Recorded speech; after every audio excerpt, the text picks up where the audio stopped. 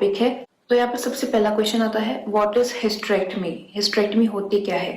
Hysterectomy आपके बच्चेदानी का operation है जिसमें आपकी पूरी बच्चेदानी को निकाल दिया जाता है।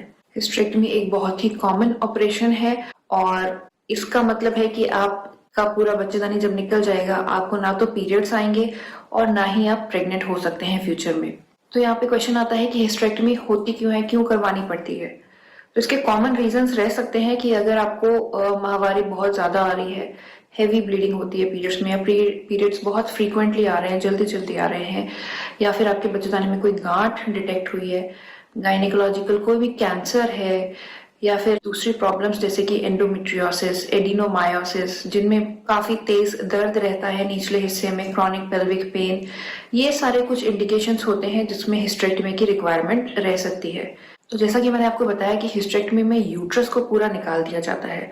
यूट्रस के साथ साथ और दूसरे कौन से स्ट्रक्चर्स को निकाला जाता है, उनके बेसिस पे इसको अलग अलग टाइप्स में डिवाइड किया गया है।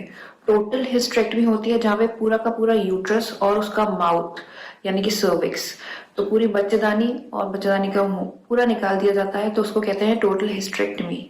यहीं पे अगर केवल बच्चेदानी को निकाला जाए, बच्चेदानी का माउथ यानी कि ओपनिंग, सर्विक्स, इसको छोड़ दिया जाए अंदर ही, तो उसको कहते हैं सब टोटल हिस्टेरेक्टमी। और तीसरी टाइप की सर्जरी होती है रेडिकल हिस्टेरेक्टमी, जहाँ पे यूट्रस, सर्विक्स और उसके आसपास की स्ट्रक्चर्स भी निकाली जाती हैं। ये सर्जरी मेनली कैंसर्स के लिए काम आती है। अगर बच्चेदानी का कैंसर हो जाता है, सर्विक्स का कैंसर हो जाता है, तो वहां पे रेडिकल हिस्टेरेक्टमी होती है। नॉर्मल केसेस में, नॉर्मल गांठ में या किसी और रीजन से अगर हिस्टेरेक्टमी हो रही है तो रेडिकल हिस्टेरेक्टमी की जरूरत नहीं होती है, टोटल हिस्टेरेक्टमी ही हम लोग प्रेफर करते हैं। टोटल हिस्टेरेक्टमी में यूट्रस और सर्विक्स के अलावा जो आपकी फलोपियन ट्यूब्स हैं, नली हैं, उनको भी निकाल दिया जाता है ताकि आगे चल के फ्यूचर में कोई उनसे डिजीज नहीं डेवलप हो, कोई ट्यूब का कैंसर वैंसर नहीं हो। तो इसीलिए बेटर रहता है, क्योंकि ट्यूब का कोई फंक्शन नहीं रहेगा। जब यूट्रस ही नहीं रहेगा तो ट्यूब का भी कोई फंक्शन नहीं है। तो इसीलिए टोटल हिस्टेरेक्टमी में यूट्रस के साथ दोनों ट्यूब्स को भी निकाल दिया जाता है।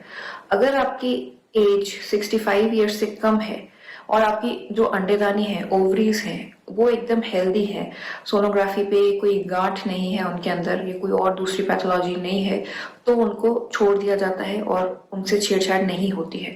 लेकिन अगर आपकी एज 65 से ज्यादा है, या फिर आपकी किसी एक ओवरी में या दोनों ओवरीज में कुछ प्रॉब्लम दिख रही है, तो ओवरीज को भी साथ में निकाला जाता है। तो इसको हम कहते हैं टोटल लैप्रोस्कोपिक हिस्टेरेक्टमी विथ सैल्पिंगोओफरेक्टमी, यानी कि दोनों की दोनों ओवरीज भी निकाल दी जाती हैं।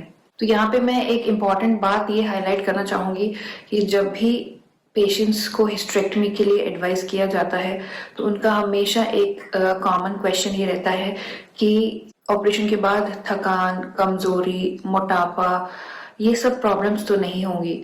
तो ये मैं बहुत क्लियरली आपको बता दूं कि अगर आपकी ओवरीज नहीं निकाली जा रही है, ओवरीज को मैंने जैसे कहा कि 65 साल से कम उम्र वालों में हम ओवरीज को नहीं निकालते, तो उसका पर्पस ही ये होता है कि अगर आपको मीनोपॉज नहीं आया है, नेचुरली मीनोपॉज अभी तक आपने अटेन नहीं किया है, तो आपकी ओवरीज को नहीं छेड़ा जाता है, क्योंकि जो फंक्शन है, जो हार्मोन्स निकलते हैं आपकी बॉडी में, वो ओवरी से ही निकलते हैं। और जब तक हम उसको नहीं निकालते या उसके साथ कोई छेड़छाड़ नहीं करते, तो वो हार्मोन्स इंटैक्ट रहते हैं, आपकी बॉडी को कोई नुकसान नहीं होता है।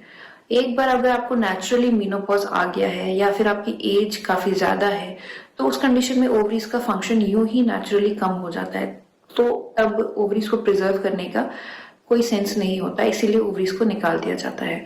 अदरवाइज अगर आप यंग एज में हैं और आपको किसी भी वजह से हिस्टेरेक्टमी करवानी पड़ती है, तो ओवरीज को प्रिजर्व किया जाता है, उनको बिल्कुल भी छेड़ा नहीं जाता, ताकि वो अपना फंक्शन करते रहे।